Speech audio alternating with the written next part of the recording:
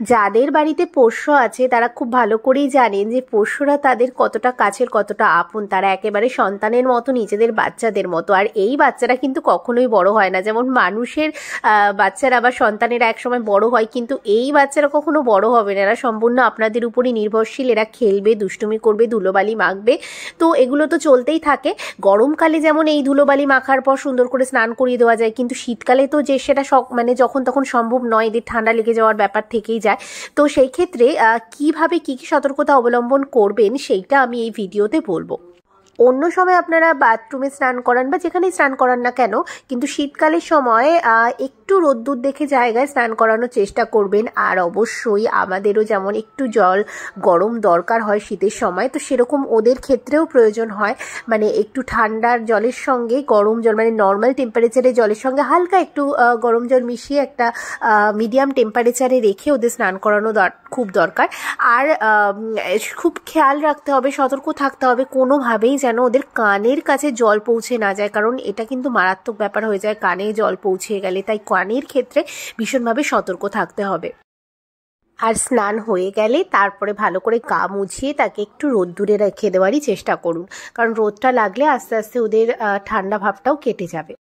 আর সকালবেলা সম্ভব হলে ওদের মুখে একটু মধু দেবেন, তাতে করে ওদের ঠান্ডা লাগা বা সর্দি হওয়া এগুলোর সম্ভাবনা কম থাকে। ওদের শুধু না, আমাদের মানুষের ক্ষেত্রেও আমরাও খেতে পারি সকালবেলায় মধু, তবে এটা অবশ্যই রেগুলার বেসিসে নয়, তাতে শরীর অনেক সময় গরম হয়ে যাওয়ার সম্ভাবনা থাকে। এটা 1-2 দিন অন্তর অন্তর দিতে পারে। লিও, ও লিও, লিও আজকে ছাদে স্নান করতে এসছে। আজকে লিও চান করছে ছাদে। খুব লক্ষ্মী ছেলে, খুব লক্ষ্মী। শোনা, চান করছো? স্নান করতে ভালোবাসে। একটু কি খেলু করবো না, একটু কি দুষ্টু করবো না? ঠান্ডা পড়েছে। ওরে বাবা রে, সবাইকে ভিজিয়ে দিয়েছে।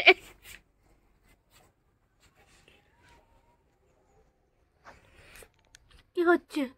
কতটা দাও? তুমি চানু করছো লিও? লিও আজকে চানু করছো? ছাদে চানু করছো? বা শ্যাম্পু হবে, শ্যাম্পু শ্যাম্পু হবে, শ্যাম্পু।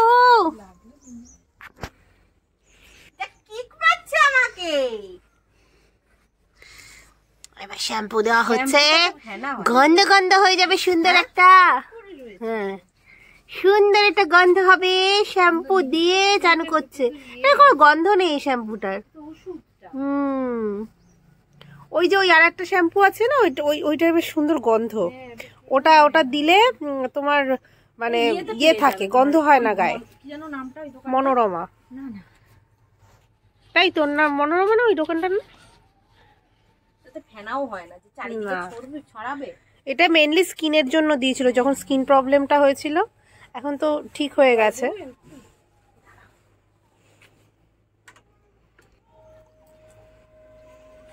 ওই শ্যাম্পুটার মধ্যে রয়েছে আরো, না রয়েছে ওর মধ্যে। তার কাছে শ্যাম্পু লেগে রয়েছে। না চেটন। দেখ পুচু দিদি কি সুন্দর করে দিচ্ছে। ভয়ই লাগে, কাকে ভুল করছি।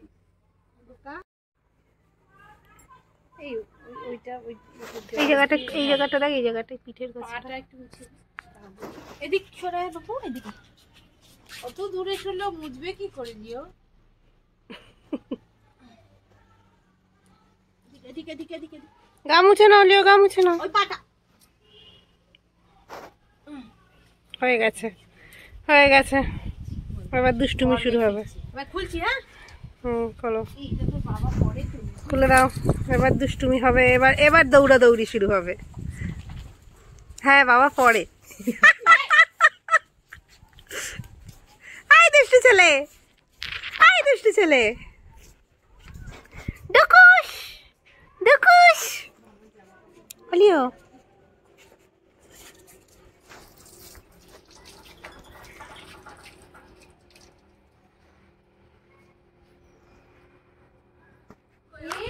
ওই যে এইখানে খরগোশের গু খাচ্ছে। এই খরগোশের গু যে কি ভালো খায় এরা, আমি না বুঝতে পারি না। বিড়াল কুকুর সবাই ওদের গু খেতে যায়। সব আছে, ওই জন্য খেতে যায় গু। কিরে